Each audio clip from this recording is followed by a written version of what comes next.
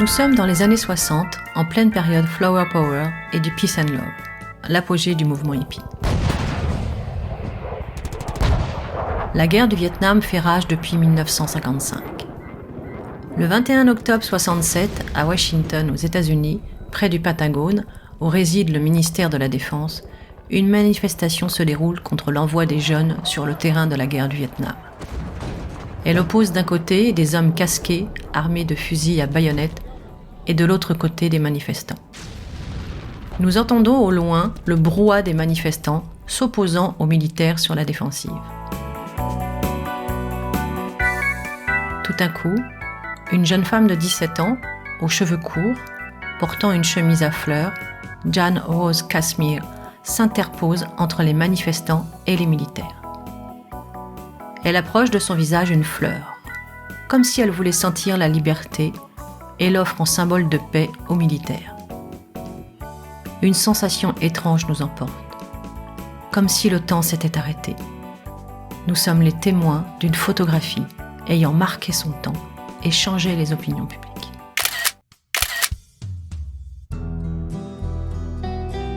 Vous avez trouvé ? Je viens de vous faire vivre l'œuvre photographique de Marc Ribot, La jeune fille à la fleur. Marc Ribot est un photographe français né le 24 juin 1923 à Saint-Genis-Laval et mort le 30 août 2016 à Paris. Il commence la photographie avec l'appareil photo que son père utilisait en 14-18 dans les tranchées. Il fut traumatisé par le souvenir de la Première Guerre mondiale qui avait durement touché sa famille. Au cours de sa vie, il rencontrera Henri Cartier-Bresson puis Robert Capa, deux des créateurs de Magnum Photo.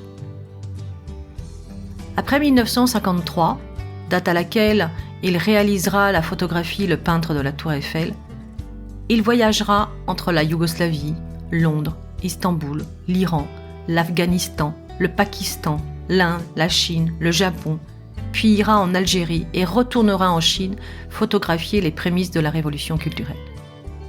C'est en 1967 qu'il réalisera cette photo, La jeune fille à la fleur, qui deviendra une des photos iconiques de la paix dans le monde. Jan Rose Kashmir et la jeune fille à la fleur. Voici ce qu'elle aurait dit. Des baïonnettes ? Je n'avais jamais vu des baïonnettes. En fait, je n'avais jamais vu ni d'armes, ni même des soldats. La machine de guerre était pour moi une sorte de concept, une abstraction, quelque chose de nuisible et d'inhumain. Et voilà que, en face de moi, ce sont des gens, des garçons, à peine plus âgés que moi. Jeanne est devenue kinésithérapeute et vit depuis 2011 au Danemark. Elle se décrit à l'heure actuelle, je cite, comme une vieille hippie qui se fond dans la masse, comme Superman, dont la cape est cachée dans le placard. J'ai choisi cette photo qui, en cette période de reprise de nombreux conflits internationaux en Europe et aux portes de l'Europe, représente mes valeurs pacifistes et l'utilisation de la fleur, mon amour de la nature. Analysons cette œuvre. Cette photo se divise en deux parties verticales. À gauche, vous avez une ligne de soldats avec leurs fusils à baïonnettes, faisant face aux manifestants que nous ne voyons pas sur la photo.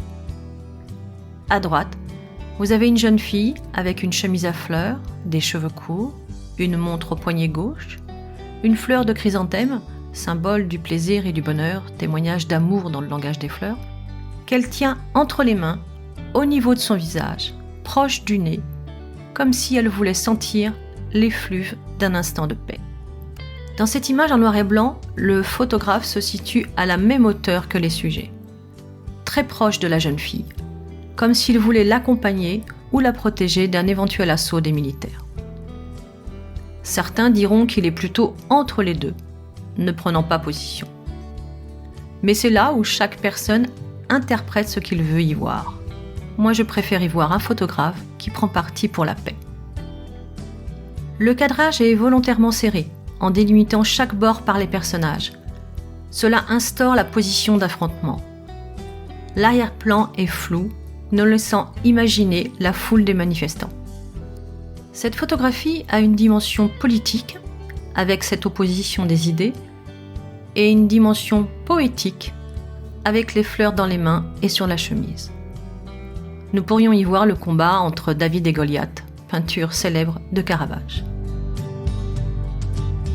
Comme à l'accoutumée, je finirai par une citation. Ceux qui aiment la paix doivent apprendre à s'organiser aussi efficacement que ceux qui aiment la guerre. Martin Luther King.